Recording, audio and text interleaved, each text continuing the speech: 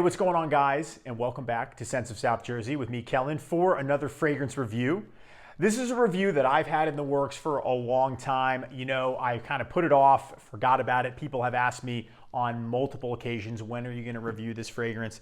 And today's the day. So we're going to be taking a look at Chanel's Antaeus. Again, the 1981 Woody Chypre Chanel Antaeus. So as we're going to do in all of my individual reviews, we're going to break down the fragrance into 5 parts. First, taking a look at the box and the bottle presentation. I'll go over the fragrance's notes as I see them listed online on Fragrantica, talk about which ones I may be able to pick up, talk about its performance based on my experience wearing it, give my overall thoughts, and then of course my overall rating. And as usual, before we jump into the video, if it is your first time here, make sure to subscribe. We are moving the numbers quickly. Since we hit 10K, we've already gotten almost another 160. So I'm really excited about that. And we're just going to keep doing it. So if you could subscribe, that really helped me out. All of you that have, thank you so much. You know, I really appreciate it. If you have an Instagram, check out the Sense of South Jersey Instagram page for news and updates on the channel. Photos of fragrances from my collection and daily scent of the day posts. As I've been mentioning, if you like the button-down shirts that I've been wearing, check out the Masudo link below. It is a 40% discount. This is not Masudo, but again, the shirts that I wear, they're very similar to many of them. I wear many different brands, but that one was kind enough to give me an affiliate link.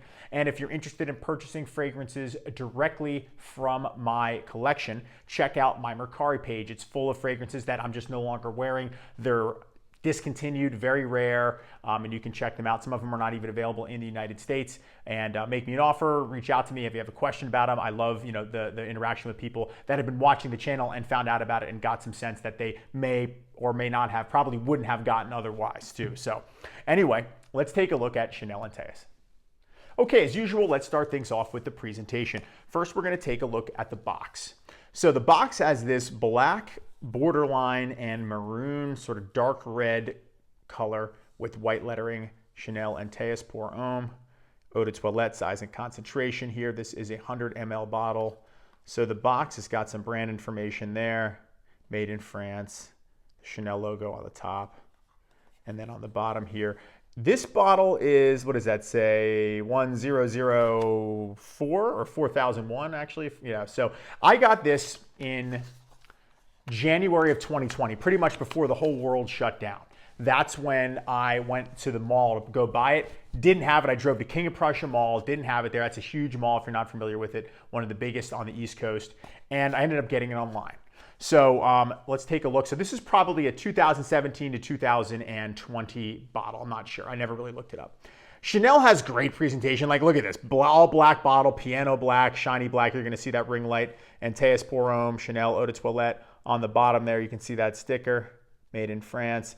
On the top, you can see the logo. Has that makeup lipstick, you know, type of look to it, lipstick container. The cap clicks into place here. I love the Chanel logo. They do very well on the presentation. Black and white.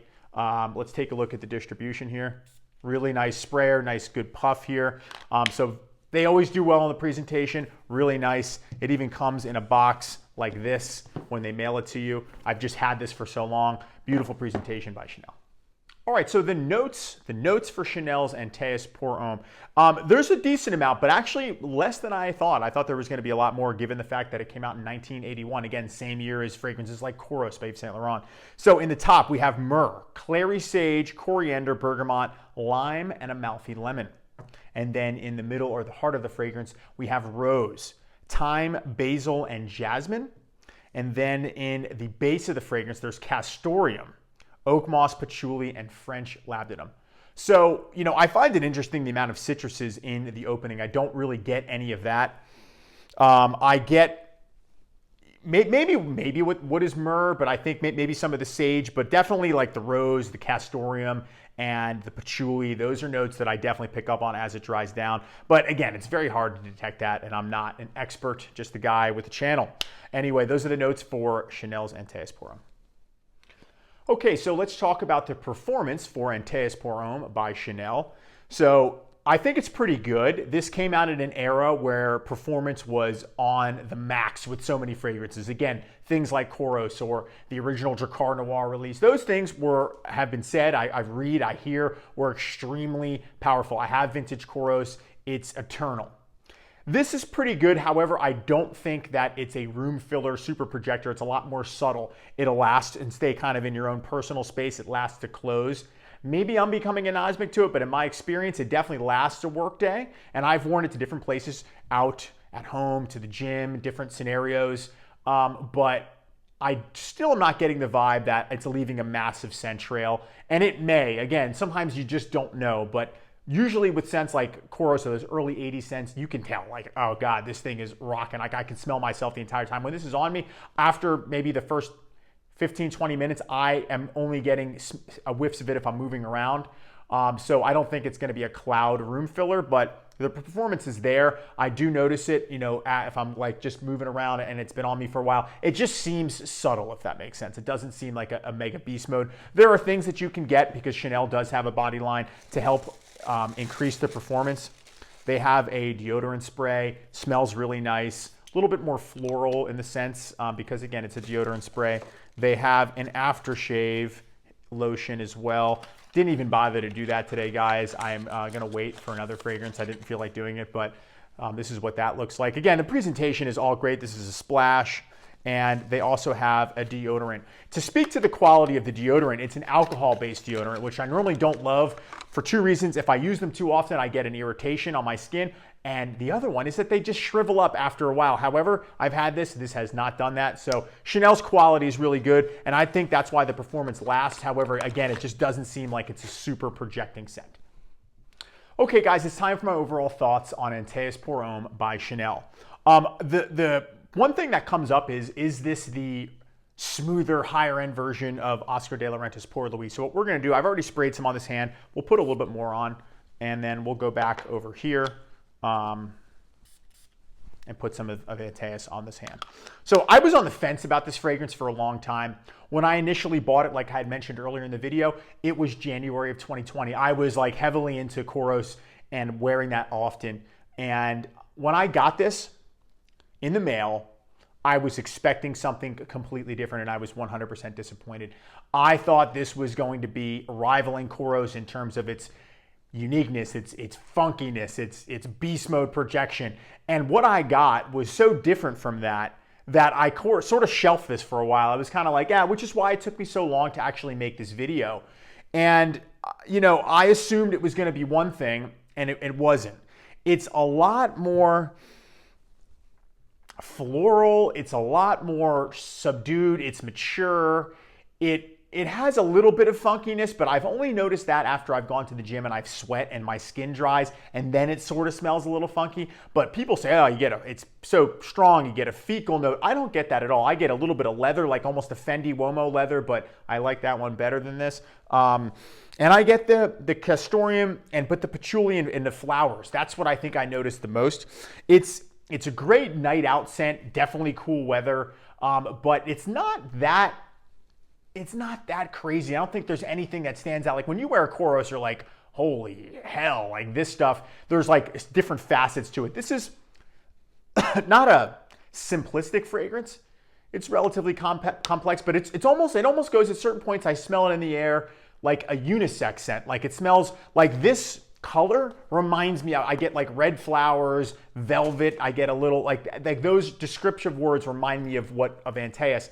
And with Oscar de la Renta Pour Louis, it's so much more soapier and a little bit rougher, and it smells more masculine than this stuff does. And this has masculine parts to it, but I do find myself thinking it smells a little bit like a makeup-ish, but darker. And then when it dries down, again, if I'm not sweating and I'm just wearing it, let's just say to work or out or wherever, it has a little bit of a powdery barbershop scent to it, which smells nice. But I think what I was expecting and what I got were two different things with this. So if you don't like Koros, maybe you'll like this more. Of course, you guys know I love Koros, and I think it's just such a great smell. This is unique and it's different.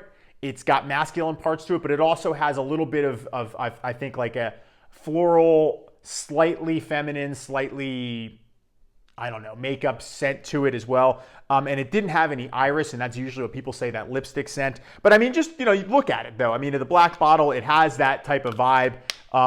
And that's how I feel about Chanel fragrances a lot of the times. I like them, and then I think that they're either too sweet or I don't know. They're just not my thing. It's it's definitely different. And I'm not trashing it. Like, I like it. I will wear it, and I will finish this bottle and wear it out. I think that's when I would want to wear it the most, that is a night out in the winter time. But other than that, I think that's probably the limit for me with this one. I think it smells good, but there are points where I'm like, I don't love the smell, if that makes sense. So I'm still sort of so on it, but I'm glad that I finally was able to make the review and give you my thoughts on when to wear it, what I think it's best for. And again, I would love to hear opinions. So this is definitely one that it's way less soapy than Pour Louis. And maybe that's the way they wanted it to be. That was the point. They didn't want it. They wanted it to be masculine, slightly funky, but they didn't want it to be a Kouros. They didn't want it to be a rough scent. They wanted to make it a Chanel scent, a scent that the gentleman scent, that type of thing. And if that's what they were going for, I think that's what it is more so than, say, like a crazy 80s powerhouse. All right, guys, I hope that explanation made sense of what I think this is here. I kind of went off there for a minute, but it's time for my ratings, and let's talk about the presentation. Looks very nice, very professional, very sleek looking, very Chanel. Going to give this one an 8.5 out of 10 for the presentation. I do really like the bottle. It would be cooler if it had a built-in sprayer though, wouldn't it? Just right there, that would have made it like a 9, closer to a 10. The performance, again, 8 hours, that's what I'm noticing. It lasts a long time. Again, not a super projector, so we're going to go 8 out of 10 for the performance. And the scent, I like it. I don't love it. I've explained my thoughts on it. I'm going to give it a 6.5 out of 10 for the scent, which is going to bring the overall rating from me for Antaeus Pour Homme to a 7 out of 10. All right, guys, that'll do it for me. That's my review of Antaeus Pour Homme by Chanel. This is a classic, woody chypre fragrance, 1981. It's in the powerhouse era. I think that it is different. It sets itself apart in more of a subtle, subdued way. So I would love to hear from you guys on your opinions of Antaeus. Do you love it? Do you think that I was too harsh on it? Do you agree, disagree? Again, give me your opinions in the comment section. I always appreciate all the interaction. Make sure to subscribe to the channel if you haven't done so. Check out the Masudo 40% discount link for those shirts. Check out the Mercari page. Of course, check out the Instagram page. Thank you so much for hanging out and watching the video with me today, guys, and I will see you all in the next one. Take care.